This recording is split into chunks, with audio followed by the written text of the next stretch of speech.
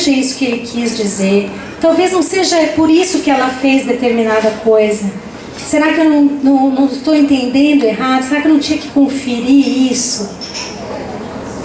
Eu vou contar uma historinha para vocês que não é do livro, embora cada capítulo do livro tenha uma historinha, mas essa eu escutei como sendo real. E tem muito a ver com essa questão que nós estamos falando agora. Recém-casados, a mulher louca por agradar o marido começou a fazer pizza uma vez na semana. Porque quando eles eram namorados, ele havia comentado que a sua falecida mãe fazia pizza uma vez na semana. E ela queria, né, a mãe já tinha morrido, ela queria mostrar para ele uma dedicação, dar uma alegria para ele, para fazer a mesma coisa que a mãe. E passou a fazer a pizza uma vez na semana. Mas ela corria atrás, ela via ingredientes, ela mudava as massas, ela tentava fazer coisas assim, porque uma vez na semana, né, para ficar uma coisa que não fosse repetitiva. Ele comia muito bem, mas ele dizia, muito boa, eu gostei, não se compara com a da minha mãe. No começo ela até relevou, a mãe já morreu, né? Ela até relevou, continuou fazendo, mas passou um pouquinho do tempo, aquilo começou a irritar.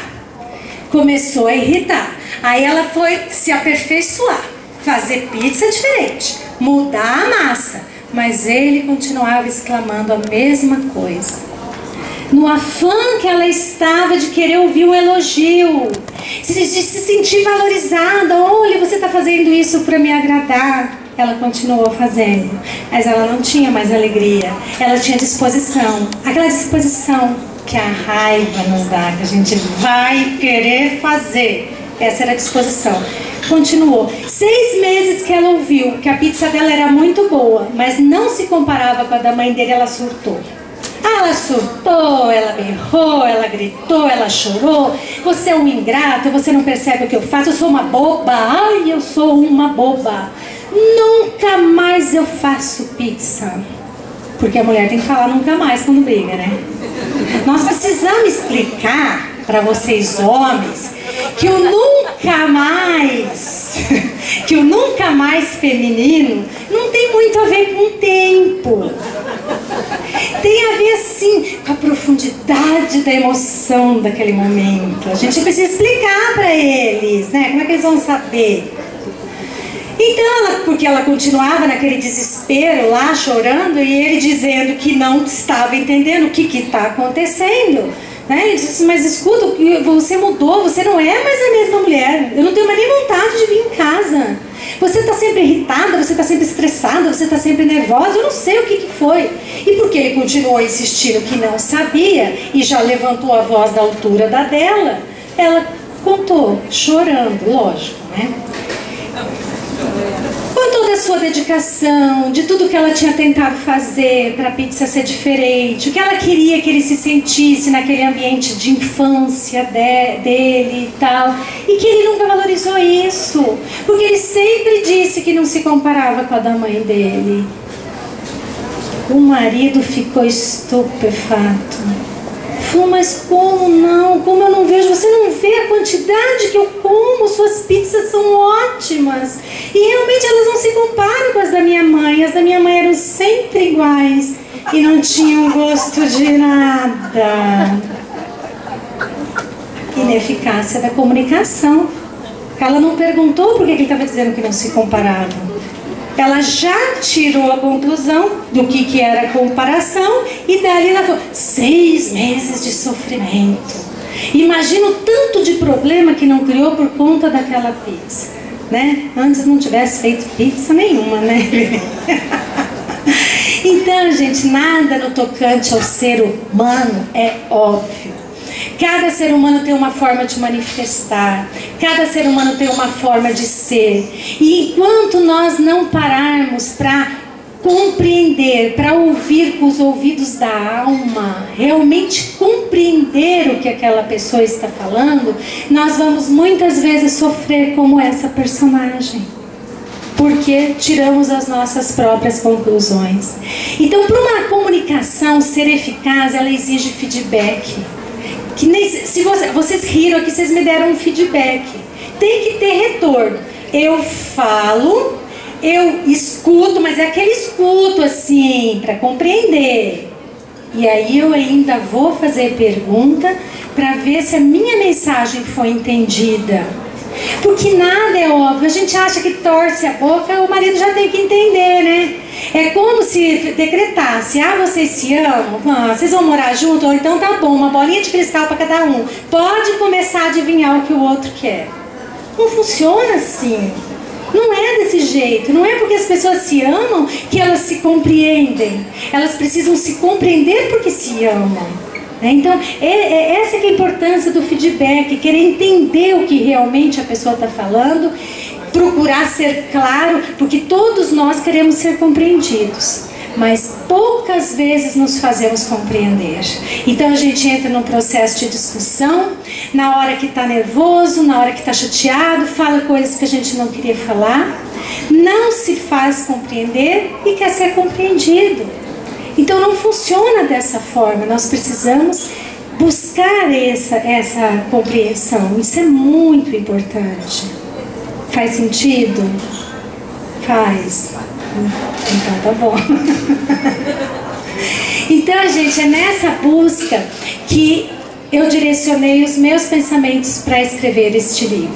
Então são capítulos em que eu discorro de problemas que eu constatei como sendo mais comuns, né? E quais as formas de melhorar o diálogo, qual a melhor forma de procurar entender melhor as pessoas, né? Até que ponto eu tenho direito de invadir a privacidade de uma pessoa simplesmente porque eu a amo? Então o respeito à individualidade é um dos grandes problemas do casamento. As pessoas querem casar e virar uma pessoa só. E não é isso, não é assim que funciona. São duas pessoas. Porque essa história da tampa da panela, da metade da laranja, isso é uma bobagem.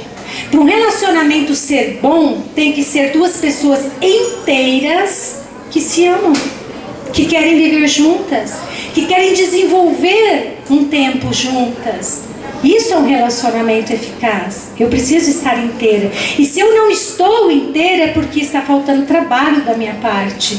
Eu tenho que procurar me completar. Eu me completar. Porque essa situação da gente colocar no ombro do outro a nossa disposição, o nosso querer ser feliz. Eu quero ser feliz e a obrigação é do meu cônjuge. Ninguém tem esse poder. Nós não podemos fazer isso. Nós estamos sendo injustas com o nosso cônjuge, injustos com os nossos cônjuges. Por quê? Ele não tem essa capacidade de nos fazer feliz. Só nós temos essa capacidade. Nos completando, tendo a nossa autoestima, a nossa autoconfiança, trabalhando isso em nós. Aí sim, cheios de felicidade, nós podemos transbordar esta felicidade para o nosso cônjuge. Mas ele vai aceitar ou não. Isso é trabalho dele. Nós precisamos aprender até onde é nosso trabalho e até onde nós temos que deixar as outras pessoas crescerem também. Nós já queremos empurrar tudo e do nosso jeito.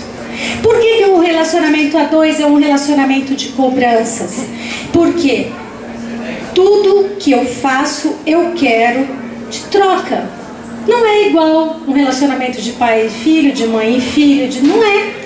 O relacionamento a dois, eu quero trocar, como se sentimento fosse moeda de troca. Eu amo e eu quero ser amado, só que tem um porém. Eu quero ser amado do meu jeito. Mas não dá. Tem que amar do jeito dele. Não tem como fazer dessa forma. Então, tem pessoas que são mais dadas são mais atenciosas, são mais carinhosas, gostam de falar do seu amor. E tem pessoas que não são dadas a estas manifestações, nem por isso amam menos, amam diferente. Então observar essa diferença traz muita paz pra gente, traz muita satisfação. Ele me ama, ela me ama, do jeito dela, do jeito dele. E se você realmente ama, você vai querer que seja assim. Porque quando o cônjuge cai no engano de querer cumprir com o que o outro quer dele, a confusão então é muito maior. Porque ele vai se anular. Ele vai fazer só a vontade do outro. Porque ele quer cumprir com a expectativa do outro. O que acontece? Ele vai conseguir? Não vai. A gente não consegue muito tempo ser o que não é. Só que ele vai se sentir tão amargo, ele vai se sentir tão triste, e aí entra as depressões e outras coisas mais. Por quê? Porque ele queria ser do jeito que o cônjuge quer, mas ele não consegue, ele é do jeito dele. Então é preciso compreender o jeito que aquela pessoa é. Porque é muito comum no começo dos relacionamentos quererem mostrar o que não são. Isso é normal, isso é comum. Mas com o passar do tempo é preciso querer descobrir quem realmente é aquela pessoa. É muito bom que seja até antes de casar, né? Que já vai ter um relacionamento mais sério. Então é preciso tomar este cuidado de respeitar a individualidade de cada um e de estar junto por querer estar junto, porque um relacionamento feliz é construção, é tijolinho por tijolinho. A gente vê às vezes um casal e vivendo em aparente harmonia, a gente pensa, para eles foi fácil porque eles se amam muito. Eu não sou amada desse jeito. A gente não sabe a intimidade das pessoas. Quantos tijolinhos eles tiveram que colocar para que ficasse em harmonia, porque também não adianta, tem que colocar o tijolinho que os dois gostem daquela forma. Então é preciso pensar nisso, gente. É preciso querer construir. E para a gente construir qualquer coisa, nós temos que estar fortalecidos. Nós temos que construir a nós mesmos. Então esse é o convite do meu livro. Autoconhecimento. Eu só consigo me relacionar bem com alguém se eu sei o que eu quero, se eu sei os meus limites, se eu me compreendo. Autoconhecimento. Compreensão. Eu compreendo o outro, eu quero compreender, eu quero entender melhor o que se passa. Autoconfiança. Eu preciso me sentir confiante para eu construir esse relacionamento. E por fim, realização. Construir, ir atrás, né? Querer fazer e fazer com que aquele relacionamento seja eficaz. Como eu disse, em qualquer situação, juntos ou separados, o melhor sempre possível. E só conseguimos conhecendo a nós mesmos e compreendendo o outro. Tá bom? Não quero cansar muito vocês, mas se alguém quiser falar alguma coisa, estou à disposição. Porque esse bate-papo, fiquei só eu falando, né? Porque eu falo pouco. Entendeu? Então, se ninguém me interrompe, eu vou embora. Tá certo, gente? Era um recadinho que eu queria dar. Aí agora eu vou estar aqui fazendo os autógrafos, não quero pegar muito tempo de vocês. Mais uma vez agradecer muito mesmo. Nossa, eu tô muito feliz, olha isso. Tá muito bonito. Muito obrigada.